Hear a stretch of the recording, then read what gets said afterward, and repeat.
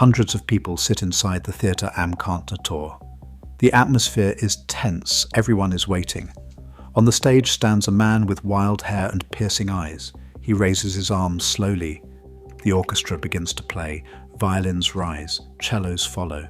The choir prepares. The music grows larger, louder, more powerful. This is the premiere of the Ninth Symphony, one of the most ambitious pieces of music ever written. But there is something the audience knows, and something the composer does not. Because the man standing on that stage, Ludwig van Beethoven, cannot hear a single note. He is completely deaf. When the music ends, the audience erupts. People stand, they cheer, they clap for minutes. But Beethoven keeps facing the orchestra. He does not know the music has ended. Then one of the singers walks toward him. She gently turns him around. And suddenly he sees it. The entire audience standing, thousands of people applauding him. Some are crying, some are shouting. And in that moment, Beethoven realizes the impossible. He has just conducted a masterpiece that he could not hear, which raises a question that music lovers have asked for more than 200 years. Just how good was Ludwig van Beethoven? Actually, the city sits on the Rhine, small but restless. Inside a modest house on Münsterstrasse, a child is born, Ludwig van Beethoven. His baptism is recorded the next day, December 17th, in the parish ledger. His father, Johann, works as a court musician for the Elector of Cologne. The family is neither rich nor secure. Johann dreams of moulding his son into a prodigy, a second Mozart. The lessons begin early and end late. Piano, violin, theory, no hour is spared. Neighbours hear music at dawn, sometimes at midnight. Ludwig's hands ache, his mind races. Johann is relentless, but not the monster of legend. Beethoven's own letters speak of exhaustion, not cruelty. "My father forces me to practice the clavier for many hours," he writes at 12. The stories of beatings and tears, those come later from biographers who need a villain. The truth is harder. A father desperate to escape poverty, a boy pressed to master every note. By the age of 7, Ludwig is performing in public. By 12, he pens his first known composition, Variations on a Dressler March. The autograph still survives, his signature awkward but determined. Court musicians and local merchants gather to hear him play. They talk of a force in his music, raw, unpolished, but impossible to ignore. His touch is fierce, almost orchestral. The piano seems too small for him. Inside that Bonn household, pressure is constant. Each day the weight grows heavier. But so does Beethoven's skill. Technique forged in fire, discipline hammered by necessity. The world outside is waiting. Vienna calls, but for now, it is Bonn, a city of expectation, a family demanding greatness, and a boy learning to bend music to his will. Vienna, 1792. Chandeliers flicker above crowded salons where music never stops and reputations are made overnight. Beethoven, 22, arrives with letters of introduction and a battered portfolio, determined to prove himself. He seeks out Joseph Haydn, the era's towering composer. Haydn's diary notes their bi-weekly lessons, counterpoint, fugues, the architecture of the classical style. Beethoven absorbs it all but refuses to be confined. He bends Haydn's rules, sometimes discarding them entirely. Haydn calls him headstrong and impatient. In Vienna's drawing rooms, improvisation contests are the main event.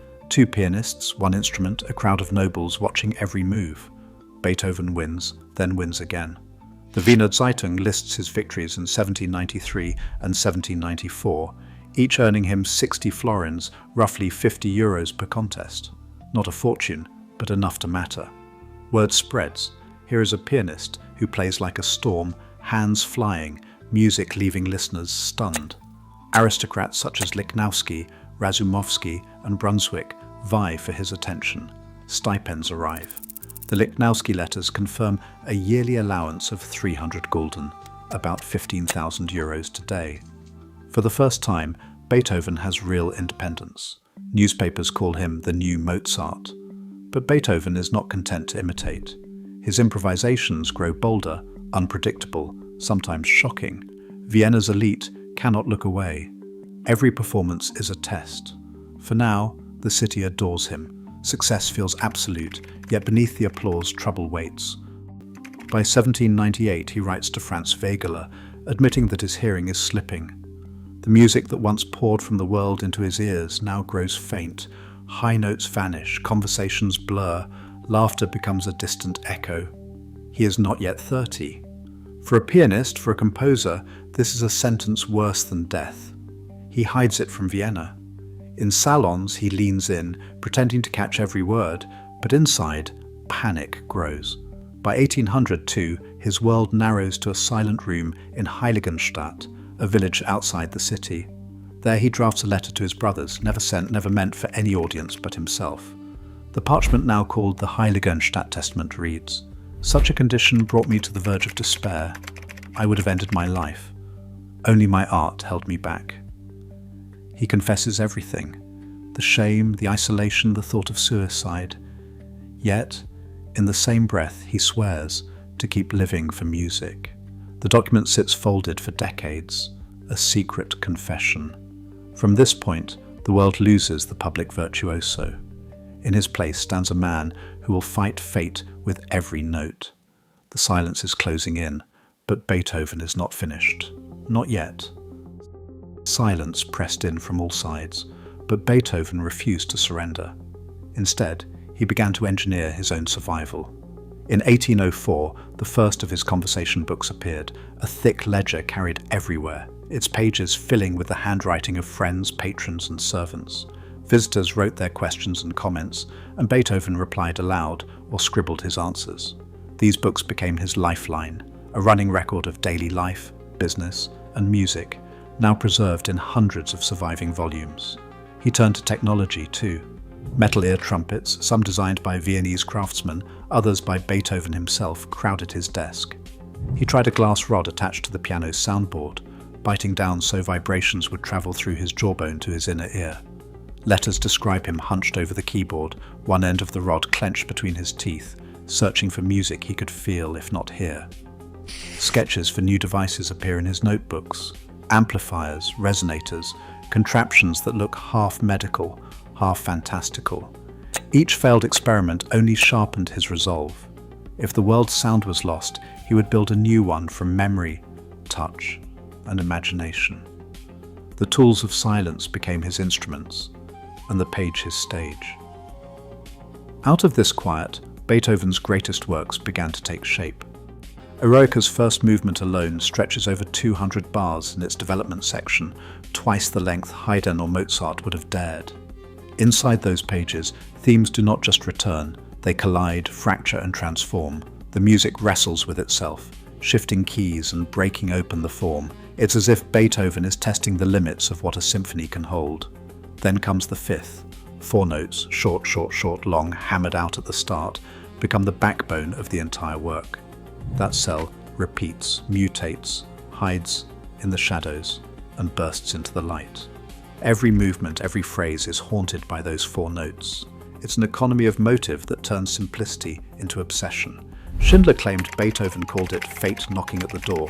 Whether or not the phrase is true, the music feels inevitable, driven by a single idea, refusing to let go. Beethoven's architecture is not just about size or force, it's about unity, about building a world where every bar matters.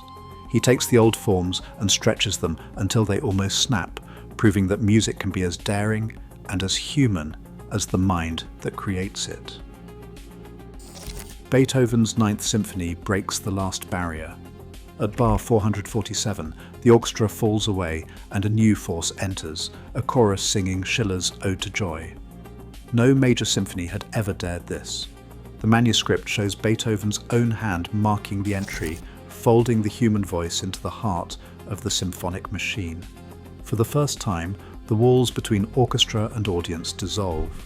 The chorus doesn't just decorate the finale, it becomes the voice of the symphony itself, demanding that music speak for all humanity. Beethoven's program notes call for Freude, joy, not just as a feeling, but as a call for brotherhood.